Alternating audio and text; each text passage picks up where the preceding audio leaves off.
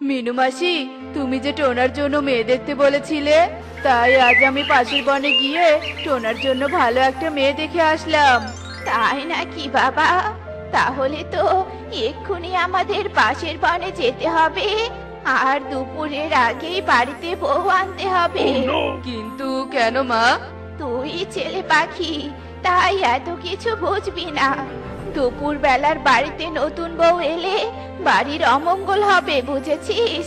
এখন তাড়াতাড়ি তৈরি হয়ে নে তো। আচ্ছা ঠিক আছে মা। এরপর টোনা তাড়াতাড়ি তৈরি হতে থাকে, আর কিছুক্ষণের মধ্যেই সবাই তৈরি হয়ে পাশের বনের উদ্দেশ্যে বেরিয়ে পড়ে। আর তারা উড়তে উড়তে এক পর্যায়ে রাজু টোনার বাড়িতে পৌঁছে যায়। আপনার মেয়ে কোথায়? তাড়াতাড়ি আপনার মেয়েকে ডাকুন। মেয়ে যদি আমাদের পছন্দ হয় তাহলে আজই আমরা বউ করে নিয়ে যাব। হ্যাঁ হ্যাঁ, নিয়ে আসছি। তার আগে আপনারা সবাই বসুন। মা টুনি, টুনি তাড়াতাড়ি এদিকে আয় তো মা। কি হয়েছে বাবা, ডাকছো কেন? তোকে দেখতে এসেছে রে মা, তাই ডাকছি। এই যে দেখুন, আমার মেয়েকে দেখুন। আমার মেয়ে বাড়ির সব কাজ খুব ভালো করে করতে পারে। মা, টুনিকে আমার খুব পছন্দ হয়েছে, তুমি বিয়ের ব্যবস্থা করো মা। কিন্তু বাবা, আগে তো সবাই খাবার খেয়ে নাও, তারপর না হয় বিয়ের ব্যবস্থা করা যাবে। না, খাওয়ার সময় আমাদের হাতে নেই। দুপুর হওয়ার আগেই বাড়িতে পৌঁছতে হবে। মিনুর কথায় রাজু টোনা আর কিছু না বলে বিয়ের ব্যবস্থা করে, আর টোনা টুনিকে বিয়ে করে সবাই মিলে বাড়িতে চলে আসে। শোনো টুনি, তুমি এখন পুকুরে গিয়ে গোসল করে এসো, আর গোসল করে তারপর ঘরে ঢুকবে। তার আগে ঢুকবে না, বুঝেছো? কিন্তু মা, আমি তো বাড়ি থেকে গোসল করে এসেছি। এখন মুখে মুখে কথা না বলে যা বলেছি তাই করো। আমার শাশুড়ি বলে গেছে, নতুন বউ বাড়িতে এসে গোসল করে তারপর ঘরে ঢুকতে হয়, নয়তো সংসারে অমঙ্গল হয়। টুনি, মা যা বলছে এখন থেকে তুমি তাই শুনবে, বুঝেছো? আচ্ছা ঠিক আছে টোনা। এরপর টুনি গোসল করতে পুকুরে চলে যায়, আর এভাবেই বেশ কয়েকদিন কেটে যায়। এদিকে টুনি গর্ভবতী হয়ে যায়। মা, মা একটা খুশির খবর আছে, তুমি তো ঠাম্মা হতে চলেছো।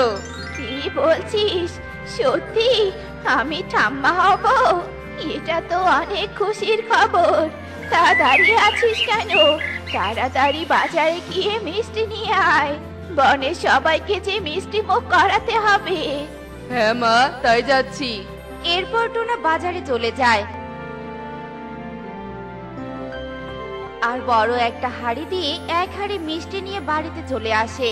মা, টুনি এদিকে এসো। আমি তো মিষ্টি নিয়ে এসেছি, আগে তোমরা মিষ্টি মুখ করো, তারপর বনের সবাইকে মিষ্টি মুখ করাবো। তোমরা মানে? ভুলেও টুনিকে মিষ্টি খেতে দিস না। মিষ্টি খেলে পেটের ভেতরে ডিম নষ্ট হয়ে যাবে। তাহলে তুমি বাটিতে কটা মিষ্টি তুলে নাও, আমি তাড়াতাড়ি বনের সবাইকে বাকি মিষ্টিগুলো দিয়ে আসি। সে কি, তুই কেন মিষ্টি দিতে যাবি? টুনিকে মিষ্টির হাড়িটা দে। টুনি সবার বাড়িতে গিয়ে মিষ্টি দিয়ে আসবে। কিন্তু মা, এত ওজনের হাড়ি বয়ে নিয়ে গেলে তো আমার ডিমের ক্ষতি হতে পারে। এইসব অলক্ষণে কথা বলতে নেই টুনি। আমার শাশুড়ি বলে গেছে, গর্ভবতী পাখিরা যত বেশি ওজনের জিনিস বইবে তাদের ডিম তত ভালো থাকবে। মিনুর কথা শুনে টুনি আর কিছু না বলে কষ্ট করে মিষ্টির হাড়িটা পিঠে নিয়ে সুখীর বাড়িতে চলে যায়। সুখী দিদি, সুখী দিদি বাড়িতে আছো? হ্যাঁ টুনি, বাড়িতে আছি। কি ব্যাপার, হঠাৎ তুই হাড়ি নিয়ে আমার বাড়িতে? আমি গর্ভবতী হয়েছি সুখী দিদি, তাই বনের সবাইকে মিষ্টি মুখ করাচ্ছি। এই নাও, দুটো মিষ্টি নাও। তা তো বুঝলাম, কিন্তু তুই এই অবস্থায় এত ওজনের হাড়ি নিয়ে কেন এসেছিস? আর কখনো যেন এত ওজন পিঠে নিস না। আমার শাশুড়ি যা বলে আমাকে যে তাই করতে হয় দিদি। এখন আর কি করার, শাশুড়ির কথা না শুনলেও তো সংসার টিকবে না। তবুও সাবধানে চলাফেরা করিস কেমন? আর একটু দাঁড়া, তোর জন্য কিছু ফল নিয়ে আসছি। এরপর সুখে কিছু ফল এনে টুনিকে দিয়ে দেয়, আর টুনি ফল ও মিষ্টির হাড়ি নিয়ে সেখান থেকে চলে যায়। আর এভাবেই টুনি বনের সবার বাড়িতে গিয়ে মিষ্টি বিতরণ করে। এরপর সে বাড়িতে ফিরে আসে। টুনি, এসেছো? তাই এই ফলগুলো কোথায় পেলে?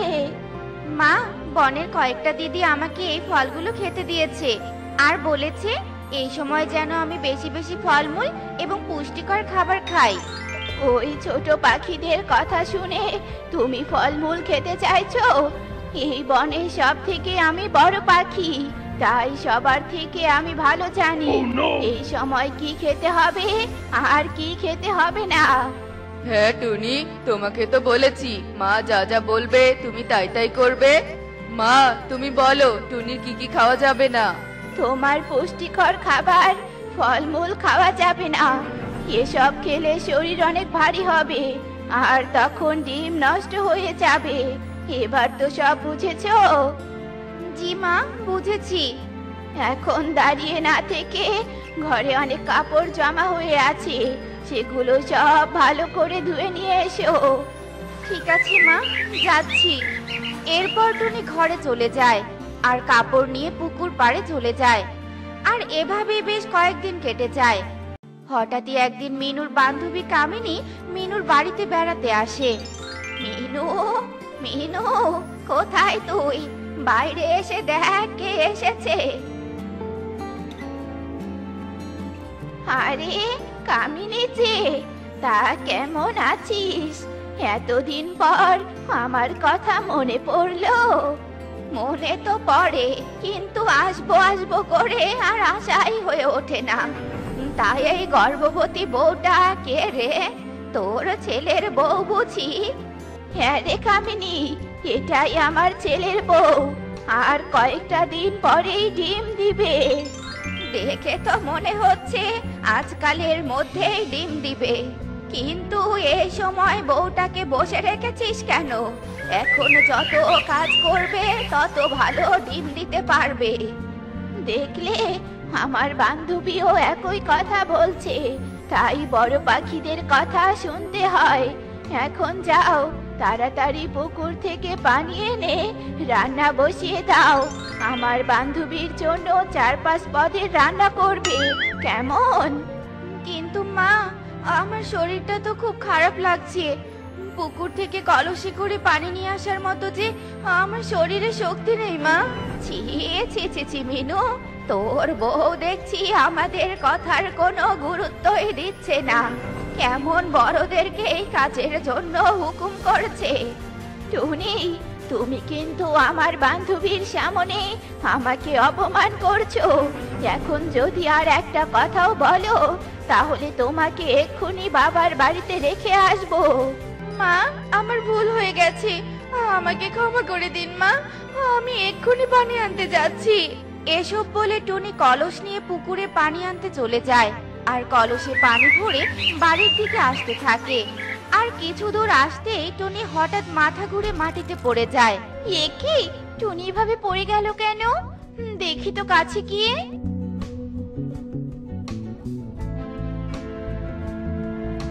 টুনি, টুনি, হ্যাঁ টুনি।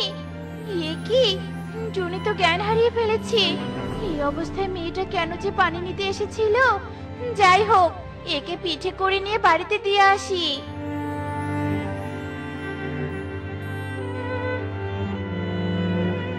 টোনা, মিনু মাসি, টুনি পড়ে গিয়ে জ্ঞান হারিয়ে ফেলেছে। তাড়াতাড়ি বাড়িতে ডাক্তার নিয়ে এসো। অলক্ষণে বউ, না জানি আমার নাতিটার কি ক্ষতি হলো। মা এখন চুপ করো তো, দেখছই তো ও টুনি জ্ঞান হারিয়ে ফেলেছে। আমি এক্ষুনি ডাক্তার নিয়ে আসছি। আমরা বুঝি ডিম দেইনি? এখনকার বউদের চলাফেরা একদম ভালো নয়, বড়দের কোনো কথাও শোনে না, তাই তো জ্ঞান হারিয়ে ফেলেছে। মিনু ও কামিনী এভাবেই টুনিকে দোষারোপ করতে থাকে, আর এভাবেই বেশ কিছুক্ষণ কেটে যায়। ডাক্তার সাহেব, টুনির কি সমস্যা হয়েছিল? রোগীর শরীরে পুষ্টির অভাব রয়েছে, যার কারণে শরীর দুর্বল হয়ে মাটিতে পড়ে গেছে। ভাগ্য ভালো যে ডিমটা নষ্ট হয়নি, সামান্য একটুর জন্য বেঁচে গেছে। শোনো টোনা, এখন থেকে রোগীকে বেশি বেশি পুষ্টিকর খাবার খাওয়াতে দিবে, আর কোনো ভারী জিনিস বইতে দিবে না। কিন্তু ডাক্তার সাহেব, আমার মা তো বলেছে পুষ্টিকর খাবার খাওয়া যাবে না, ভারী জিনিস নিতে হবে, তাহলে নাকি ডিম ভালো থাকবে। এই যে মাসিমা, তুমি এই যুগের পাখি হয়ে কি না আগের যুগের কুসংস্কার নিয়ে বসে আছো? আগে তো ডাক্তার ছিল না, তাই পাখিরা কুসংস্কার পালন করে আসতো, কিন্তু এখনের বিপরীত যে কতটা ভয়াবহ হতো সেটা তো বুঝবে না। পুষ্টিকর খাবার না খেলে গর্ভবতী ডিম দিতে গিয়ে মারা যাবে, আর ডিমটাও নষ্ট হওয়ার সম্ভাবনা থাকে। ডাক্তার বাবা, আমি মূর্খ পাখি। আমার শাশুড়িরা যা বলে গেছে সেটা মেনে চলতাম। এখন থেকে ওসব কুসংস্কার আর মানবো না। বৌমা, আমাকে তুমি ক্ষমা করে দাও। এখন থেকে তুমি কোনো ভারী কাজ করবে না, আর বেশি বেশি পুষ্টিকর খাবার খাবে।